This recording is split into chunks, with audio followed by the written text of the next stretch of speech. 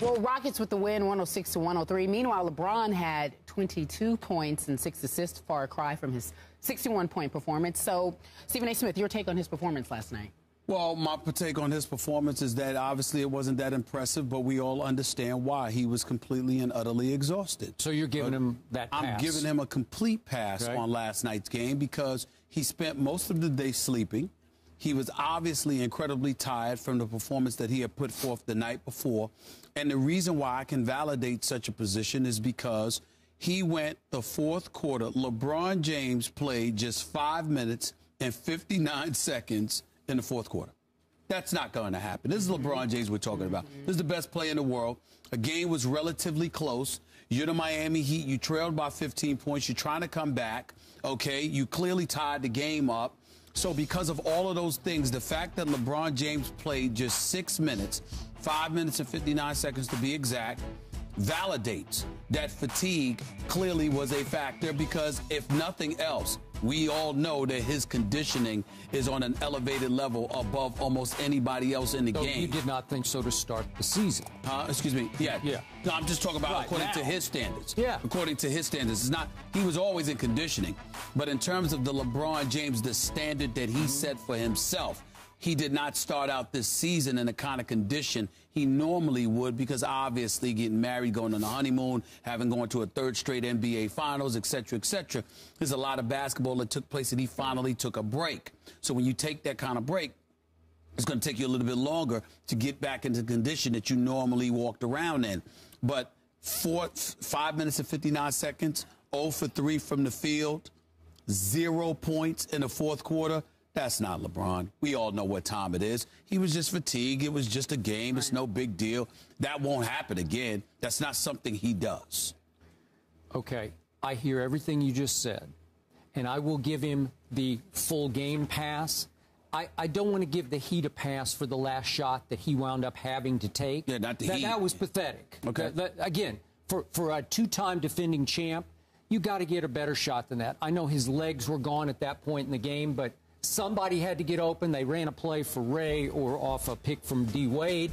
There's a better shot than LeBron having to take a bomb over Dwight Howard, who knew he had to play for the three, right? Mm-hmm. Okay. Now, what did I tell you yesterday about what happened Monday night?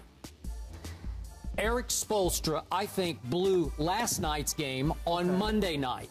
And I'm sticking with that because I tweeted about it and I said it yesterday. So I first guessed this one. Can you explain to me exactly why LeBron James was in the game against Charlotte until 1:24 was left in that game? A game they led by 19 after 3 quarters when LeBron had 49 points already. Again, I expected Coach Spo to say LeBron after 3 quarters, that is enough.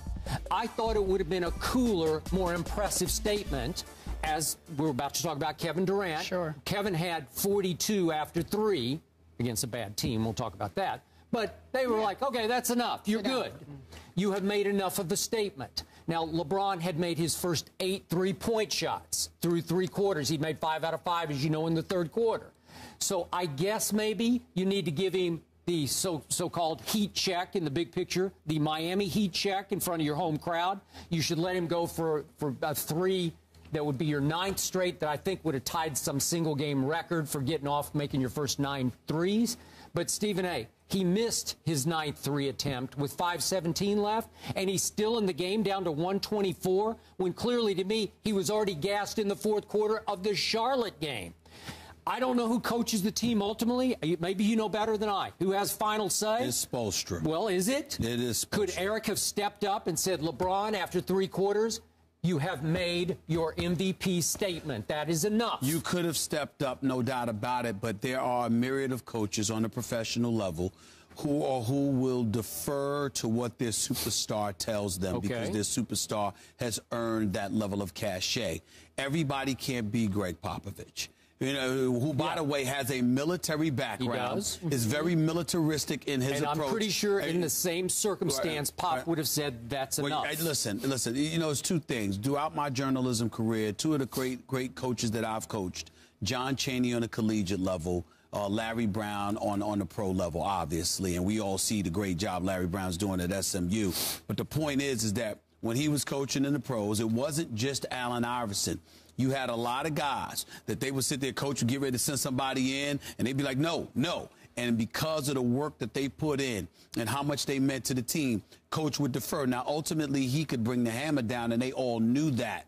But at the same time, it was important to him to show them a level of trust. I remember with Derek Coleman when he was on the team with Iverson in Philadelphia, and there were times where he waved Larry Brown off. I got it. And coach was like, all right, I got to trust that. With John Chaney and Temple, whether it was an Aaron McKee or an Eddie Jones, they would sit there, coach, we good. All right, we're good. So if you have coaches with Hall of Fame credentials, with that level of cachet and stature, that are willing to defer to a superstar. We are talking not just about the superstar, but the greatest player in the game today in LeBron James, and one of the greatest players who have ever lived, already top 10 all-time, easy, arguably top 4 for crying out loud. So in that regard, if you're Eric Spoelstra, even though you're a two-time champion, this is the guy that finds a way to get you to the promised land night in and night out. Yeah, he might have been fatigued or what have you, but if LeBron said, I can go, why would you not trust him, especially when you benched him for 6 minutes of the fourth quarter?